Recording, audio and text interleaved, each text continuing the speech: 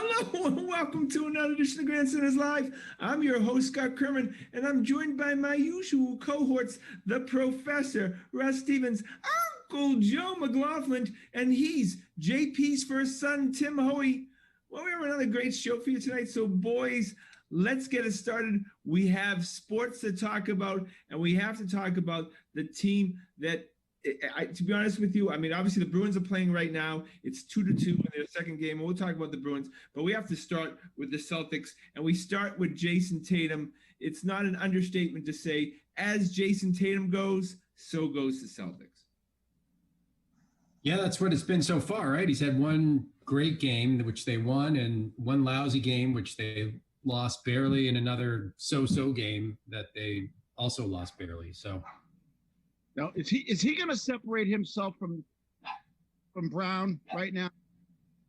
I mean, were they ever neck and neck on who was going to be what, which one? Or was it always been preordained that Tatum was going to be the better player than Brown? Well, that's a great question. Great question. Yeah, I think, Tim, I think Tatum's rookie year was better than Brown's rookie year. I think that goes without saying. I mean, he became by the end of the year, he was a go-to scorer. And we've always assumed that Tatum had a higher upside than Brown, but man, Brown just has been so great this year. And it's so much fun watching him play that, look, it's 1A and 1B, I think Brown has improved overall more than Jason Tatum has. Jason's got a lot more work to do. None of them right now are playing with little. They're not playing with any, they're very lackadaisical. They're playing exhibition games right now. Yeah, they're playing exhibition games. I mean, Tatum averaged 30 points a game for a month. Tatum strikes me as someone who's going to become take over a game guy. Yeah, he's going to become Kobe Bryant. That's what he wants to be. He wants to be Kobe Bryant. Kobe Bryant, who's the guy for Toronto that won it all for them there? Yeah, you're right. I mean, now Los Angeles, he seems to me like he's ascending to that level. Like he's on the ladder to that person. Yeah, well, look, Tatum had a weak sophomore season. We can all admit that. He'll admit that. Jaylen Brown was the kind of guy that he could have been a bust or could have been a star. That's when he came out of college. You didn't know he was a great athlete, not much of a shooter, but he's obviously developed. Jason Tatum was more of a sure thing. I think that we've always had a high ceiling for Tatum, somewhere a top 10 player. And I think this year we've started to think, could he ever be a top 5 player? What we're seeing, though, is we're seeing Brown's ceiling rise right now. If you'd asked me before last year, would Brown be a top 25 player? I might have said, well, maybe. But could Brown be a top 15 player? Possibly. Yeah, absolutely. Yeah, Joe? That would be very nice if he was. But, Jason Tatum really hasn't shown any inkling to crack the top 25, much less the top 5. Oh, Joe, I don't know about that. No, come on, Joe. You're not watching the games. There's a lot of good players in the NBA, and I think a lot of them are better than Jason Tatum. Now, Jason Tatum is young. He's only his third year. Maybe after 5 or 6 years, we'll see a little more. I think if there was a draft of players in the NBA, a full draft, that Jason Tatum would go top 10 in that draft. You could be right with his youth.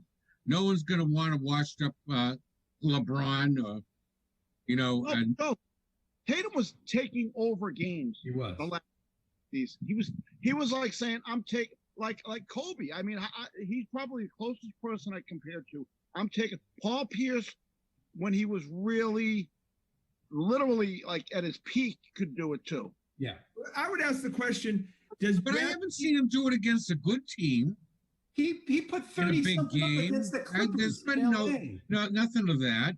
This is down the line. This is a year or two from now. Joe, Brad Stevens Brad Stevens has been the coach of Celtics for 7 years, but is he learning how to coach a star in Jason Tatum? Yeah, I think that's fair. Well, whoever got him into the weight room should get a little medal, I think. Yeah, we always have to be questionable that we never know if it's some dietary supplements, Timmy. Oh, never in pro sports. No. All right, boys, we go to Daniel Tyson. I think, if there was a sixth player award, seventh player award being in hockey, Daniel Tyson would win it. He's had a fantastic season, and you could argue for sure that Daniel Tyson is a top 10 center right now in the NBA. And that's also the victim of every referee in the NBA, it It's seems. a good point, Joe. Yeah, the fouling. Look, in terms of certainly in the bubble, he's in the top 10. And when he's not picking up fouls left and right, he's a really, really serviceable center. I absolutely agree. I believe last year he committed more fouls per minute than any other player in the NBA. And a lot of it's a reputation because the referees call phantom fouls. Yo, him not even in the same zip code to get called for foul. Yeah. I mean, yeah, that poor guy. Don't get me He's going. a high energy guy. You're a high energy guy. Yeah. What's Not afraid of the physicality either. Did anyone notice? Like, here's one point. Robert Williams must be really deep in the doghouse, because if there was ever a time to play him, it would have been last night against Bam Adebayo when Tice was clearly athletically overwhelmed by Adebayo. Yeah. And Robert Williams didn't play a minute last night. So I don't think he's even close to being in Brad's rotation for the playoffs at this point. Well, look, he was injured, and then all of a sudden there was the pandemic. So he hasn't had the chance to develop. He's still a project. Most likely Robert Williams is going to be out of the league in 3 years. I mean, that's just, if you're a betting man, you would take that odds. All right, boys. One way, yeah, I agree. The other Williams will probably stick around, though. Yeah, Grant. I think he'll be in the league for many years. Not as a starter or anything, but he'll be in the league for many years. At the very least, an ML card type, a big cheerleader type too. But look, the bench, what we've seen in just 3 games is that how weak the bench is. When you're talking about top teams, and Shemi, I don't even know why he's in the NBA. Well, I think you're right. I think Brad's rotations have been a little bit odd. I have been impressed with Cantor. I think he's done really well in some limited minutes. And, Wanamaker's Wanamaker. He is what he is at this point. He's a 7th guy, 8th guy. But our 8th guy, Shemi, it's a little rough. Yeah. Well, might be having a rough period now. We've seen some good stuff out of Shemi through the years. By the way, Scotty, you look like Max Headroom there for a second with the internet feed there. Oh, is that right? All right, well, that's a look for me. All right, just in bitterness and anger about this season, Tyler Herro would have been he went one pick before the Celtics took Romeo Langford. He would look perfect. Yeah. He's exactly what the Celtics need is a shooter. Not only that, you understand that the reason why Miami had the pick in front of us is we lost a coin flip. Right. Yeah. Yeah, look, Danny should have had a better look. Upon hindsight, which is 2020, Danny should have had a better feel for that. And made a deal with Miami or made a deal with the team. Well, I'm so glad you brought that up. I don't, if you take a look at our rookie class and then you take a look at some of the rookies that we had access to, Brandon Clark was there not only with our first round pick, but our second first round pick. And the kid from Philadelphia, the defensive whiz, Matthias Tybel, was also there. Danny picked the wrong guys that draft. He did not, that is not panning out so far. He actually picked Tybel and then traded him to the Sixers because he wanted to get that, second round pick who turned to be the immortal Carson Edwards, who we'll never see in an NBA court. But we can't bash Danny too much on the drafts. He's made some stellar moves through the years. He has, but it would have been nice to, you take a look at what Brandon Clark does for the Grizzlies and you put him on the Celtics and you're just like, oh my God, that'd be amazing. Bruins are down 3-2 now. Yeah. See, Romeo Langford, though, he's a project. Maybe in 2 years from now, we're going to say that, you got a top player in Langford. He may be a Jaylen Brown type that he develops. We'll see. But right now, that's absolutely, you're right, Russ, a failed draft. All right, we have to go to the Red Sox. I'm just sorry. 3-8. It's time always to hope the Why do you have to go to them? Time for the season. Time to root. make sure that they lose every game, but they'll do that on their own. Because if you can finish the season and the Red Sox can get a top 3 pick, and apparently in a really strong draft, this is how you end up, creating great teams in the future. Well, hopefully they can get a pitcher somewhere in this draft. This is what Bloom does, right? This is what he did in Tampa, right? Yeah. Tank on, get 4 first-round draft picks in a row, and 4 top 3 Put draft together picks. a starting rotation out of them. Next thing you know, you got a bunch of guys on great contracts that you have control over for 5 or 6 years. The word I have in mind rhymes with sank. Yeah, right. I mean, why wouldn't you trade JD? Why wouldn't you trade Benintendi? I think I wrote a note to you the other day, Scott. I think the untouchables are Devers, Xander, and Verdugo, and maybe Vasquez, who's turning into a pretty good major league catcher. I think I would trade everybody else on the major or minor league roster at that point. Even Erod. Well, maybe, yeah. I mean, yeah, right. If you get the right deal, yeah. I mean, Right. Definitely trade Erod. We're starting over. Andrew Benintendi. Are we gonna? Go ahead, Timmy. Are we gonna finish below Baltimore in the standings this year? probably. Yes. Probably.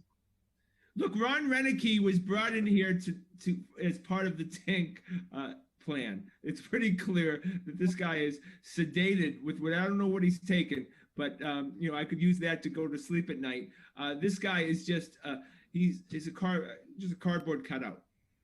Well, they give him the bunch of guys with 10 ERAs to use as pitchers. He's got nothing. Yes, No, he just Absolutely nothing. I'm particularly disappointed in Benintendi. You know that Benintendi's average of the last 30 major league games is 120? Yeah. 120. I mean, is Renicky just the For a guy with no power. he just following orders, just manages horribly as you can? Look, he's a company guy. It feels like that. Don't kill the job, as Joe would say, and and none of them is doing a great effort. I mean, this is an embarrassment. Yeah. He's a good soldier. He's got good company man. He's gonna take the fall for it, but he's gonna get well paid for it. And that's the choice he's made.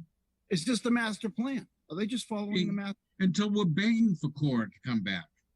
Timmy, I think you're right. This is a master plan. You bring Chaim Bloom in to rebuild a team. You bring Chaim Bloom to tear a team down and do what he did for the Tampa Bay Rays, right?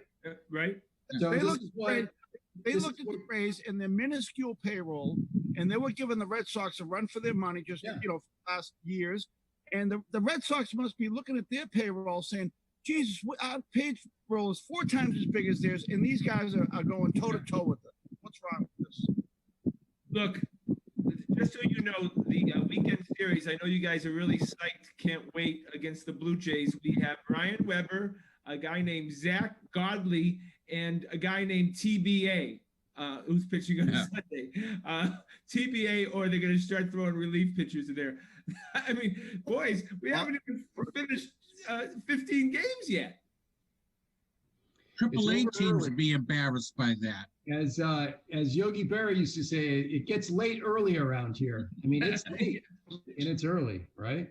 Okay, and we're talking about young players, Michael Chavis, who I liked last year. I really thought very highly of. But when you can't hit a fastball in the major leagues, you don't last long. And this guy can't hit a fastball. No. Yeah, he's a role player at best, right? Like, wouldn't you think he's like, that's what his future is? He's Brock Holt, maybe version 2.0. Do you feel like nowhere near as good? With Rafael Devers, who has sucked just like Benintendi has sucked, this is all of a sudden now not a sure thing that Rafael Devers is going to be a huge star. He's kind of taken the year off. Clearly, his physical conditioning is not important to him. It's really a question mark. He's an untouchable, Russ, but I wouldn't say a year from now that he's going to be that way. The fact that was clearly one of the best 3 players in the team and came in out of shape is a bad sign, right? That's just a bad sign, and you can sit there and say he's young. Well, Jason Tatum's the same age as Rafael Devers, and look what Jason Tatum has done. Yeah. Well, it's all part of the master plan. Did they put Kentucky Fried Chicken on speed dial? I know, right? Hey, Raphael, here's $1,000 gift certificate to Kentucky Fried McDonald's. Go crazy, The irony is they picked up a couple of guys. I love Kevin Pillar. I have always loved Kevin Pillar. Yeah. Kind of that third, fourth outfielder, and he's been fantastic for the Red Sox. This kid Valdez out of the bullpen has been lights out. Yep. So when you're talking about if a team was being competitive, that if you could have added two guys like a Pilar and a Valdez, you could have had a nice run for yourself. Instead, you have no RBIs from the third spot in 11 games. 0. That's amazing. You have to try hard to do that. Hey, look, we said last week, if you're going to tank, this is the year to tank because they're only going to give us pain for 60 games, right? Okay, so if the season Absolutely. Why not? I'm not bothered by it. It's embarrassing, but I'm not bothered by it. Helps that the Bruins and the Celtics are playing, right? That's right. Okay, I don't even know the answer to this question, but I'm going to bet the professor does. If the season were to end today because of the pandemic, which is quite possible, it could end in the next week. I mean, we've had the Cardinals, the Phillies, and the Marlins all have issues. Would the draft, the next year's draft, be what question. Teams finish? Yeah. My guess is what they do is they may take a look at the combined records from the last 2 years and come up with some algorithm to say, well, 20 games into this season plus, the last 100 last year or something. Like I don't know that they just go on this season, but they probably look at the last 2 seasons combined, I would guess. That makes a lot of sense, Ross. But even in that equation, I think the Red Sox we're in good shape. We're gonna get a top 10 pick for sure, and our salary cap will reset. And look, I'm fine with a rebuild. We won 4 World Series, right? And if this guy Bloom is good at his job, he'll strip this thing down to 4 or 5 key players and rebuild it, and it'll be a lot of fun. It will be a lot of fun to watch young guys. They haven't developed a pitcher in a long time. No, you're totally right. Position players they've done very well with. If you were to say what's job number 1 for Chaim Bloom, it is develop 3 pitchers. Yeah. Now, what old money comes off? Every year we lose about $50 million in old money. Who's still hanging on? Who's still collecting? Great question. Well, Mookie Betts, even though he got traded, so he's off the books for next year. We have some price money. We have Pedroia's money is going to be hanging around. Sandoval's money, I think, comes off. Oh, and the immortal Rusney Castillo is in his last. He's dead. This is his last year. Oh my God, unbelievable! And that stiff we got from the Cardinals, the first baseman Allen, that was down there with. Oh Russell. Yeah, he's still getting paid too. This is it. He's done. Oh, for God's sake. And he was like 9-10 million. That was Alan Craig, right? Yeah. All right, before we go to the Patriots, just so you know, when we're bitching and moaning about the players and the contracts, that our buddy Theo Epstein, Brookline's own, signed Craig Kimbrell to like a 4-year deal. And right now, he's been a complete bust for the Cubs. Right now, his earn run average is 32.4. Yeah. So at least we don't have to watch Daniel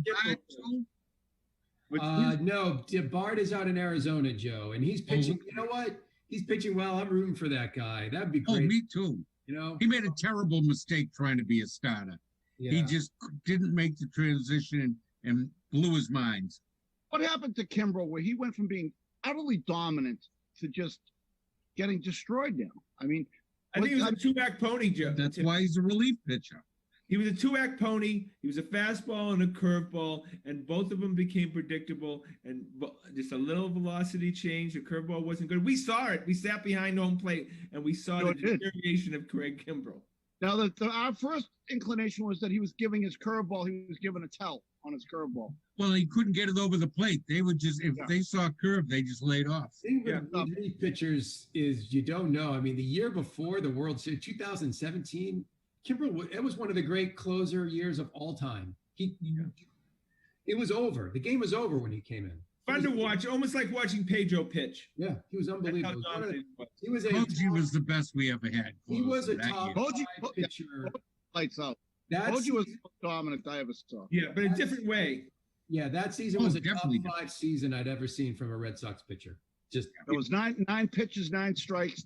Yeah. 3 out. Koju was So efficient. He was like a video game. He really was. All right, we go to the Patriots. I just want to say one thing. Mark, of course, I feel old, but Marcus Cannon is 32. How's that even possible? Oh. Right? So, yeah, when we talk about Marcus Cannon, now all of a sudden, people are starting to bring up his age, too. It's highly likely that Marcus Cannon, because of his contract, won't be playing for the Patriots next year. yeah, I mean, Joe knows this stuff better than I do, but I mean, I think they were looking to move him out anyways before he opted out. Yeah. They'd love to replace him, right, Joe? If they could with someone like Kajus to is getting 3rd round draft pick money and stuff. But, offensive linemen, the continuity means a lot with them. And I would think that Marcus pretty much had that job solid this year. They weren't going to cut him. Especially tackles have become very hard to get a hold of. They need about 3-4 years to develop unless they're those Yeah, they blue really chip. are. Yeah. You have to remember, we're losing Skarnecchia again. Remember, we lost him, and our offensive line went to crap the year we lost him. He came back. They found their mojo again. What's going to happen? He's gone officially now for good, right? Yeah, but I Yes. think he's going to be the lineman Skarnecchia. whisperer. I think he's going to be whispering a lot because I hear his name a lot still associated with the Patriots. So I don't think he's going away too far. He doesn't live far from the sea. He just lives in Rhode Island. He can whip up in 15 minutes. So I'm sure he won't be a stranger. All right, boys. You probably don't even know this. You but- remember what happened to that? What? Oh, Tim. That's it. All right. Virtual training camp has started, boys. It's virtual. They're just working out and they're talking on the phone a lot, kind of like 12-year-old girls. It's weird. You don't know if the season's going to even start. What is your feeling about whether the chances are that the Patriots will even start the season? I'm very pessimistic that Pessimistic. they're not going to get a full season. They probably won't even get half a season. You can see the problem baseball's having, and football's a lot more complicated problem. I Lot wonder more logistically, could they have had the football teams play in a bubble? No, I think it was too much to ask, Scott. You're talking about what, 5 months of, basically sealing yourself hermetically into a bubble. It's just a completely different ask for the football players than the other players. And it's also like, that's 100 people per team, 32 teams. You're talking about 3,200 people who you're going to put in multiple bubbles. They're big people. You can't put 2 to a room. No, Yeah. I mean, I'm highly pessimistic about baseball finishing, never mind football even getting going. Yeah. I don't see it. I mean, this thing's getting worse. It's not getting better. No, baseball should have done a bubble because they were only doing 60 games, 2 months. They could have done a bubble. And again, everything Manfred touched turns to shit. yeah, But he's look sort at of, Florida. The NFL has 3 teams down there. There's no way that they can be interacting with the population and remain a viable team. Yeah, look, Texas has 2 teams, and they're one of the top 5 highest cases. Arizona, Louisiana. I don't know how the Georgia, Saints are going to play. And obviously New York, but it's a problem. The Saints are going to kind of be like in a bubble. They rented out like the hotel across the street from the Superdome. Yeah, well, they're going And to they're going to they're putting their entire staff there, and all like their coaches they do things virtually from off site, but close enough that they could come over and work if they had to. Well, Atlanta's got the same kind of setup that they own a huge apartment block across the street from the stadium too. Well, Joe, we can't say, talk enough about your former girlfriend, Sony Michelle, or her name was Michelle. But again, you look at the training camp report, and Sony Michelle immediately is on it with her knee problem. I mean, look, he's a guy that, there was a first round pick, obviously helped us win a Super Bowl. You have to give him, props for that. Well, as soon as that fullback we picked up opted out, that meant that Sony was expendable because he wasn't going to play. So, but you nailed it, Joe, when they drafted him. He's a guy that's not going to be in the league long. Well, none of these running backs are. Yeah, I mean, I think for running backs now, you're looking at the first contract, the length of the first contract, and if you have someone special, you may extend him for 2 years. But you look at Todd Gurley. Todd Gurley's almost out of the league, Joe. Yeah.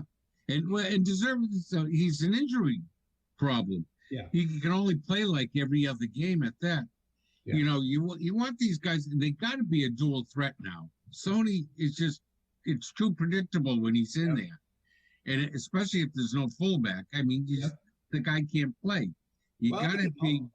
Ultimately, that's why Belichick just keeps sticking with his Binky Burkhead, because at least when Burkhead's in the game, you have the threat to run or the threat to pass, right? Yeah, you can catch the ball.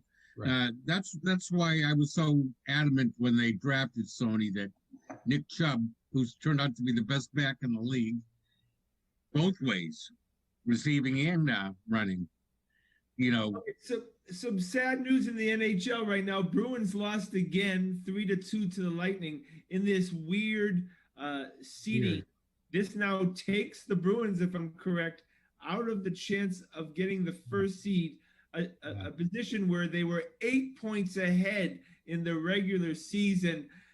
It was, the moment they lost the first game, everyone's like, this is in doubt. This is just ridiculous. Silly. Totally silly that the fact that you play 65, 70 games, you're the first place team by 8 points, and then you play a round robin of 3 games and you could end up the 4th team. Like, that's a friggin' joke. It is a joke. I don't know. They were trying desperately to get the Chicago, New York markets involved in this, but no one's paying attention down here in the States. No one. Well, yeah, right. It's kind of backfired on the NHL. Look, the fact is that they were the biggest concern was getting the season and finishing it. That was the biggest concern. I don't think they spent a whole lot of time on seeding and the rules. Yeah. It was all about logistics. Can we make this happen? In hindsight, I'm sure they would have taken this back. Yeah, I mean, it's all about the playoffs, right? I mean, that's all anyone cares about at this point in time is the playoffs in these leagues, because that's where their money's going to be made, right? And there's no home ice advantage, so that's usually the seeding you worry about the most. Yeah, but both the NHL and NBA were more concerned with the TV ratings and satisfying the TV contract than they were about getting to the playoffs. That's why they have these silly 8-game play-ins and whatever. It's just to satisfy, and in the NHL's case, to get New York and Chicago involved in the ratings. All of this is about TV money. This is all about that. I mean, look, if you were the NBA and the NHL and you were this far from being able to complete your obligations for your TV contracts, we cannot do anything but give the NBA and the NHL tremendous credit. What would you have bet a month ago that there would be no positive tests in either the NHL or the NBA after 3 weeks in the bubble? That would have been the longest shot in Vegas. 0%. Zero. And that's what they've done. God bless them. It's really, really cool. I give them an unending credit. So, Timmy, what's the NHL, as far as the Bruins, who are they ending up going to play? And, what do you think are good matchups for the Bruins in the first round? Anybody but Tampa. Tampa look good. I'll tell you that. Anybody but Tampa. I think they'll do okay. But they look so flat right now. I'll tell you that right now. Look, Tim, a lot of teams in these bubbles, it's not just our local teams, that aren't coming out with the fire of a normal regular season. The Celtics don't look up to speed. The Red Sox definitely don't look up to speed. But a lot of teams, It's just such an odd season. Some teams are reacting well to it, and some teams aren't reacting well to the. They got to get going. I don't know, but did they look like they were just going through the motions out there. Yeah. Well, look, places like Tampa Bay, they're used to not playing in front of big crowds and enthusiastic crowds. So this is not an adjustment. But teams like the Bruins and the Celtics, I mean, being at home is an event. Yeah, the Garden. I mean, the Bruins fans. I mean, that place is rocking every game. Yeah, so this is going to be a great adjustment. All right, boys. Well, the show is over. That went quick. Want to thank the fellas, of course. Want to thank everyone behind the scenes, of course. Corbin, please check us out on our website at thegrandstanders.com and tune in again next Wednesday night at 6:30. We have a special guest, his 6th annual visit to the show, the Honorable Governor Michael Dukakis will be back on the show. That's always our favorite show. Would you guys agree every year? Yeah. Well, You got to get him to get the studios open. Yeah, wish we did, right? Yeah, when he brings his lovely wife, Kitty, those are special times for all of us. I think you all will agree. But we're going to have him on the Zoom. He's looking forward to it. So again, next week, Governor Michael Dukakis will be on the show. We can't wait. Have a great and happy night. All right, boys. That was talk fun. about sports again, Yeah, There were right. games to discuss.